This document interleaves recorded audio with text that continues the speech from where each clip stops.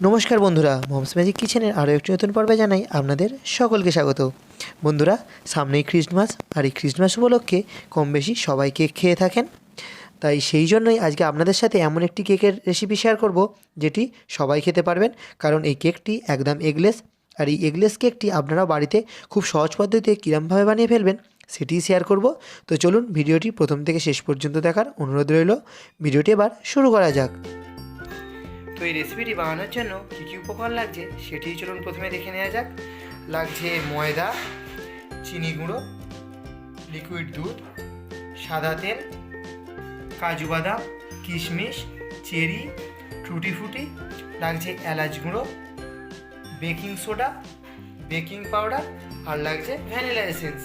তো চলুন এবার এই রেসিপিটি শুরু করা যাক।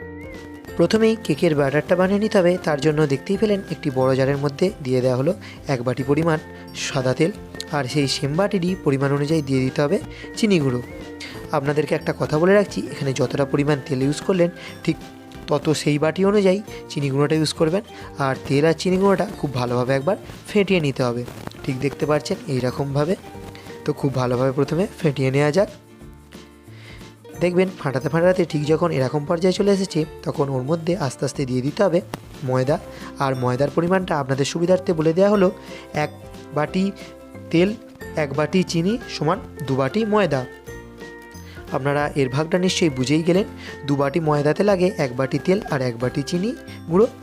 আর ময়দাটা মাখতে মাখতে এর মধ্যে দিয়ে দিতে হবে অল্প অল্প পরিমাণ লিকুইড দুধ, কারণ এর মধ্যে যেহেতু আমরা ডিম ব্যবহার করব না, তাই লিকুইড দুধের মধ্যে অবশ্যই দিতে হবে। তো একেবারেই লিকুইড দুধটা সবটা দিয়ে দেবেন না, অল্প অল্প করে দিয়ে এটিকে মেখে নিতে হবে। আর আপনাদের একটা কথা বলে রাখছি, এই কেক বানানোতে কিন্তু ব্যাটারটাই সব।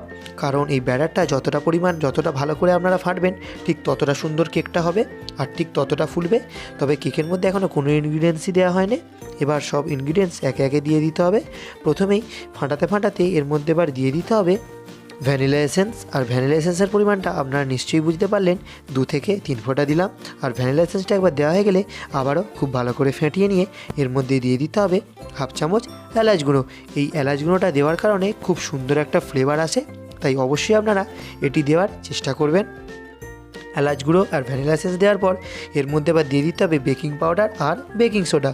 দেখতেই পেলেন বেকিং পাউডার দেওয়া হলো যতটা পরিমাণ, তার থেকে অল্প পরিমাণ কম দেওয়া হলো বেকিং সোডা। ঠিক আপনারাও সেমভাবে বেকিং পাউডার আর বেকিং সোডা দিয়ে খুব ভালো করে আবার ব্যাটারটিকে ফাটিয়ে নিতে হবে। আর এই ফাটাতে ফাটাতেই এর মধ্যে এবার ড্রাই ফ্রুটসগুলো দিয়ে দিতে হবে। এখানে বেশি ড্রাই ফ্রুটস আমরা ইউজ করিনি, আপনারা দেখে নিন। এখানে দেওয়া হলো টুটি ফুটি, যেটা ঘরেতেই বানানো, আর দিয়ে দেওয়া হলো কিশমিশ ও কাজু বাদাম, আর কিছু দিয়ে দেওয়া হলো চেরি। আপনারা চাইলে এর থেকে বেশি ড্রাই ফ্রুটসও এই কেকের মধ্যে ব্যবহার করতে পারেন, যেমন মোরব্বা আছে, ব্ল্যাকবেরি আছে, এগুলোও ইউজ করতে পারেন। আমরা এখানে এই কটা জিনিস দিয়ে ইউজ করলাম। আপনাদেরকে একটা কথা আবারও বলে দিচ্ছি, এই কেক বানানোর জন্য ব্যাটারটাই কিন্তু মেন। তাই ব্যাটারটা যতটা ভালো করে ফাটবেন কেকটা ঠিক ততটা সুন্দর ফুলবে আর ভালো টেস্ট হবে। তো আমাদের দেখতে পাচ্ছেন ব্যাটার বানানো কিন্তু কমপ্লিট হয়ে গেছে। আর আজ যেহেতু কেকটা প্রেসার কুকারে রেডি হবে, তাই এরকম একটি কেকের মোল্ডের উপর অল্প অয়েল ব্রাশ করে নিতে হবে, যাতে খুব সহজেই কেকটা উঠে আসে। তারপরে এর মধ্যে দিয়ে দেওয়া হলো একটি পেপার, যার উপরে কেকের পেস্টটাকে দেওয়া হবে। তো দেখতেই পাচ্ছেন কেকের যে পেপারটা দেওয়া হলো ওর উপর দিয়ে অল্প অয়েল ব্রাশ করে দেওয়া হলো।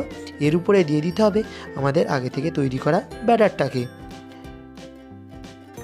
তবে এখানেই কিন্তু এখনও শেষ নয়।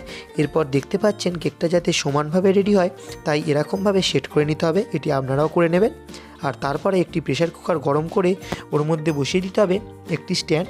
এই স্ট্যান্ডের পরিবর্তে আপনারা এখানে বালি বা নুন এটাও ইউজ করতে পারেন। আর অবশ্যই প্রেসার কুকারের সিটি আর গার্ডারটা খুলে দিয়ে কেকটা তৈরি করে নেবেন। তো দেখতেই পাচ্ছেন আমাদের কেকের মোলটা এই প্রেসার কুকারের মধ্যে খুব ভালোভাবে সেট হয়ে গেছে। এবার প্রেসার কুকারের ঢাকনা চাপা দিয়ে দিতে হবে আর ওয়েট করতে হবে 15 মিনিট পর্যন্ত। আর ঠিক একদম 15 মিনিট পর ঢাকনা চাপা খুলে দেখতেই পাচ্ছেন কেক কিন্তু এখন আমাদের একদম তৈরি হয়নি। ঠিক 15 মিনিট কেন বললাম, কারণ 15 মিনিট পর এর উপর দিয়ে ডেকোরেশনটা করে দিতে হবে। কাজু, কিশমিশ, চেরি, আরও কিছু ড্রাই ফ্রুটস, টুটি ফুটি, আপনারা যেটা পছন্দ করেন সেই ডেকোরেশনটা এই 15 মিনিট পর করার চেষ্টা করবেন, কারণ পুরো টাইমটা এর মধ্যে দিলে অল্প পুড়ে যাওয়ার সম্ভাবনা থাকে। তাই আবারও ঢাকনা চাপা দিয়ে এবার ফাইনালি কেকটা তৈরি হওয়ার জন্য বসিয়ে দিতে হবে আর ওয়েট করতে হবে কেকটা যাতে সম্পূর্ণভাবে রেডি হয়ে যায়। এবার ফাইনালি 40 মিনিট পর দেখতে হবে কেকটা সুন্দরভাবে রেডি হয়ে গেছে কিনা। উপর থেকে দেখে বুঝতেই পারছেন কেকটা কিন্তু একদম পারফেক্টলি রেডি হয়ে গেছে। তাই একবার আমরা ভেতরে কাঠি গুঁজে দেখে নিলাম ভেতরে কাঁচা আছে কিনা। দেখতেই পাচ্ছেন ভেতরে একদমই কাঁচা নেই। তাই কেকটা এবার তুলে রেখে সার্ভ করতে হবে। তার জন্য আপনাদেরকে একবার কেটেও দেখিয়ে দেওয়া হচ্ছে যে কেকটা কতটা পরিমাণ নরম। হ্যাঁ, দেখে নিশ্চয়ই বুঝতেই পারছেন কেকটা কতটা পরিমাণ নরম। আর কেকটা জাস্ট কত সহজেই খুব কম সময় হয়ে গেল। আপনারাও চাইলে বাড়িতে ট্রাই করে দেখতে পারেন। আর 25 ডিসেম্বরে কেকটা যদি ট্রাই করেন আমাকে কমেন্ট করে অবশ্যই জানাবেন কীরকম হয়েছে টেস্টটা। তো বন্ধুরা, আজকের ভিডিওটি আমি এখানেই শেষ করলাম। ভিডিওটি যদি ভালো লেগে থাকে তাহলে প্রত্যেকবারের মতন লাইক কমেন্ট শেয়ার করার অনুরোধ রইল।